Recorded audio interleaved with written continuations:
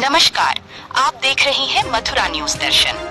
मथुरा गोवर्धन मुड़िया मेला को लेकर रोडवेज की तैयारी मानी जाती है। देश दुनिया से गोवर्धन आने वाले श्रद्धालुओं को गोवर्धन तक पहुंचने के लिए रोडवेज बसों में सफर करना होता है, जिसके लिए 7 दिवसीय मेला में रोडवेज ने 1000 बसों के संचालन की व्यवस्था की है। साथ ही 100 बसों को रिजर्व में रखा है, जिनमें इटावा, मेरठ, बरेली, गाजियाबाद सहित 6 क्षेत्रों से बसें मथुरा पहुंचेंगी, जिनका संचालन पूर्व की रेलवे ग्राउंड से किया जाएगा। इस बार अनाउंस के लिए रोडवेज के अधिकारियों द्वारा 500 मीटर दूरी तक लाउड स्पीकर लगाए जाएंगे, जिससे यात्रियों को बसों के संचालन की जानकारी होती रहे। सहायक क्षेत्रीय प्रबंधक कमल किशोर आर्य ने बताया कि मेला के दौरान बसों के संचालन के अलावा 6 गाड़ियां परिवर्तन दल की चलेंगी, जो जाम की स्थिति पर भी नजर रखेंगी। गोवर्धन तक पहुंचने के लिए रोडवेज बसों में सफर करना होता है, जिसके लिए 7 दिवसीय मेला में रोडवेज ने 1000 बसों के संचालन की व्यवस्था की है। साथ ही 100 बसों को रिजर्व में रखा है, जिनमें इटावा, मेरठ, बरेली, गाजियाबाद सहित 6 क्षेत्रों से बसें मथुरा पहुंचेंगी, जिनका संचालन पूर्व की रेलवे ग्राउंड से किया जाएगा। इस बार अलाउंस के लिए रोडवेज के अधिकारियों द्वारा 500 मीटर दूरी तक लाउड स्पीकर लगाए जाएंगे, जिससे यात्रियों को बसों के संचालन की जानकारी होती रहे।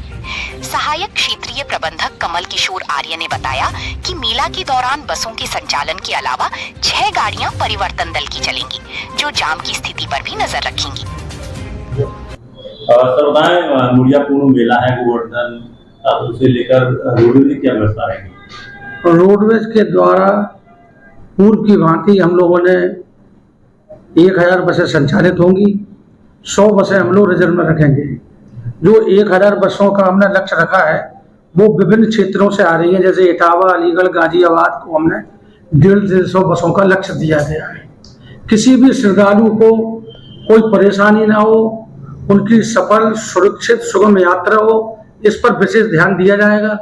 बस स्टेशनों पर साफ सफाई हो, शुद्ध पेयजल की व्यवस्था हो, इस प्रकार से एक कार्य योजना बना ली गई है और उच्च स्तर पर और प्रशासन के स्तर से जो दिशा निर्देश प्राप्त होंगे हम उसको अमल में लाके पूर्ण उसका अनुपालन सुनिश्चित करेंगे। इस पर नई व्यवस्था क्या रहेगी? जैसे लगातार बसें संचालित होती रहती है, एक ही रूट है, वापसी 100 रोड से होते आते हैं। जी, तो जाम के हालात पैदा हो जाते हैं। जाम की स्थिति उत्पन्न न हो, इसलिए हम लोग एक ही कतार में, वन वे में वाहनों का संचालन करेंगे। इसके लिए कोई अलग से कोई टीम गठित की गई है, जिससे कि इसमें जाम की स्थिति से निजात पाने के लिए यदि बाय द वे जाम की स्थिति उत्पन्न होती है तो 6 इंटरसेप्टर लगाई गई हैं, उसके अतिरिक्त अन्य कर्मचारी लगाए गए हैं ताकि जाम की स्थिति उत्पन्न ना हो। वैसे ऐसी व्यवस्था को लेकर हम लोग चलेंगे कि परिवहन निगम की बसों से जाम की स्थिति कदापि उत्पन्न ना हो।